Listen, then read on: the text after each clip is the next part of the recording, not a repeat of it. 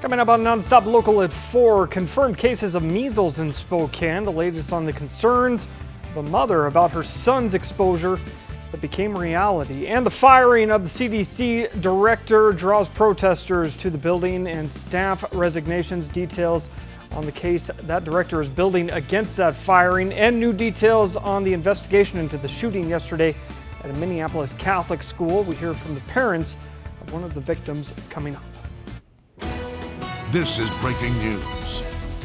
And we do have this just into the newsroom. Providence tells us there are 2 confirmed cases of measles in children in their facility. Pulse anchor Bradley Warren tracking these cases for us right now. Bradley, what do we know? Yeah, hey Corey, I just got off the phone with Spokane Regional Health, and they tell us one of those cases is a 6-week-old baby boy who went into the emergency room on August 13th, and his mother tells us she and her 6-week-old baby were exposed to the measles virus when they were placed into an exam room that another child who later presented the measles rash was in. The hospital notified her about a week after the fact. She's choosing to remain anonymous, but told NonStop Local that she went into the emergency room at Providence Hospital because her son was having respiratory problems. And that virus is airborne for up to 2 hours. It's viral, and they put us in right after. They had said that they didn't know at that point that the child had the measles, but that's how we were exposed, as being put in the same room. Yeah, so at the time the mom and the baby were tested, the results came back negative, and she says doctors wanted to run additional tests because, as she says, her child had all the symptoms. As we just reported, Providence told us those tests have come back positive for measles, and the county is confirming it. Some 200 people were notified from Spokane Regional Health in the contact tracing process. They tell us the best way to protect yourself is with the vaccine. Corey? Thank you, Bradley. Meanwhile, the Benton-Franklin Health District says the West Nile virus has been found in Benton County. Benton County Mosquito Control confirmed this is the first West Nile detection this year. They say it was discovered in the Columbia River in Kennewick in 3 different mosquito pools. So far, no animal or human cases have been reported. If you are infected, some symptoms to watch out for are headache and body aches. The virus primarily infects birds, but can spread to people and other animals through mosquito bites. That health district says the risk for West Nile virus will be high until the mosquitoes dissipate, which is typically in September when it starts to cool down. Protesters outside the CDC after the firing of the CDC director. The staff members who resigned after this announcement were applauded after being escorted out of the headquarters in Atlanta this morning. A White House spokesperson said the White House had terminated the agency's director, Dr. Susan Monterez, from her position. In a statement, her attorneys said they rejected the notification. They said as a presidential appointee confirmed by the Senate, only the president himself can fire her, so she's still the CDC director. They said they've notified the House lawyers on their stance. Senators will get a chance to question Health and Human Services Secretary Robert F. Kennedy Jr. about the sudden shakeup at the CDC. Kennedy will testify before the Senate Finance Committee on September 4th.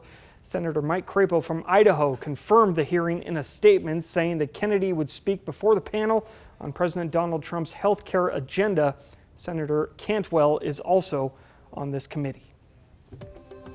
All right, let's get things over to the Weather Center and Leslie Lowe on this beautiful Thursday.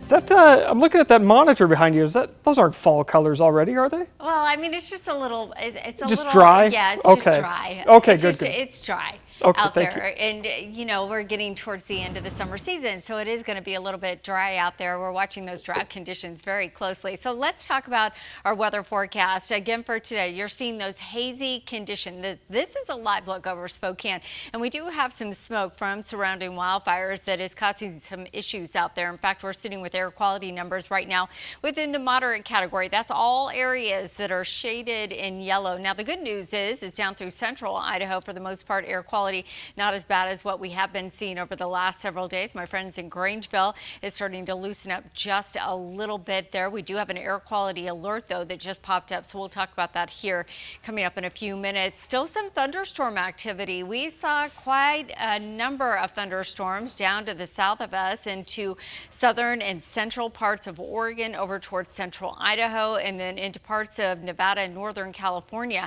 Now we're seeing that same line once again this this afternoon. I'm watching a few thunderstorms pop up for areas across the Blue Mountains of Oregon, also over towards Wenatchee. We're seeing a few thunderstorms there. What you need to know about that is, of course, dangerous cloud-to-ground lightning. We watch that closely. Thunder roars, get yourself indoors, but lightning strikes also mean the possibility of new fire starts. We had numerous new fire starts yesterday.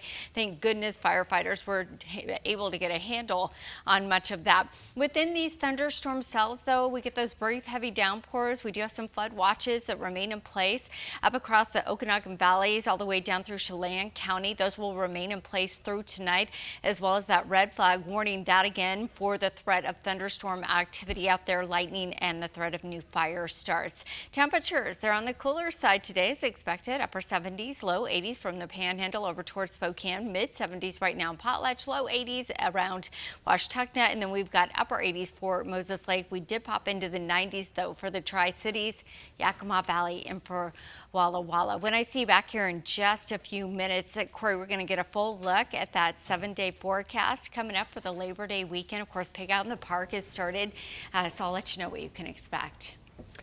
Thank you, Leslie. The FBI says they found several items that could be evidence tied to Travis Decker in the Rock Island campground near Leavenworth, where the bodies of Decker's 3 daughters were found dead. Decker is accused of killing the 3 girls before disappearing. Search personnel combed through the area over the course of 2 days starting Monday. That area was closed off during the search. The goal was to find Decker or discover signs of his whereabouts and, of course, any other evidence. The FBI says personnel from the FBI Seattle field office, along with FBI headquarters and partner agencies, thoroughly searched and documented more than 247 acres. The items discovered are being examined to determine if they are related to the investigation. Continuing coverage now on the deadly shooting at a Catholic school yesterday in Minneapolis, and new details released from investigators. Mourners gathered today at a growing memorial to honor the 2 children who died. Parents of one of the victims, Fletcher Merkel, spoke at an emotional press conference today. Please remember Fletcher for the person he was and not the act that ended his life. Give your kids an extra hug and kiss today.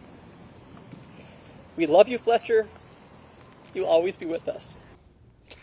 The FBI also raided a home today, possibly linked to the shooting, saying they were searching for Mary Grace Westman, who they believe is the mother of the shooter. Investigators have already combed through writings and videos left by the shooter, which detail extremely violent thoughts. But reading them, one thing is clear. It's going to be hard to hear, but it's important to the question of why this happened. More than anything, the shooter wanted to kill children, defenseless children. Investigators also said the shooter wanted notoriety, especially pertaining to a shooting, and called for people to no longer say the shooter's name. We have a new update on Dave Tisdall, the firefighter that was shot in the back during the deadly Canfield Mountain ambush attack near Coeur d'Alene. According to the Coeur d'Alene Fire Department, Dave is still unable to move his legs, but his gunshot wound, clavicle, lungs, and arm strength are improving daily. Tisdall and his family thank the community and people across the United States for their support. We wish him the best. All right, still to come here on NonStop Local at 4. Definitely a day to celebrate food. Pig Out in the Park happening in Spokane today, which we'll have for you a little bit later, but also the story of one woman with a dream that took off in a food truck. You're talking about food. Yes. We're talking about food trucks. We're talking about Pig Out in the Park. You got my attention. All right, live look over Spokane. We've got some hazy conditions out there. Things clearing out, though, as we get you into the Labor Day weekend. I've got a full look at your weather forecast. Just stick around. We'll see you back here after the break.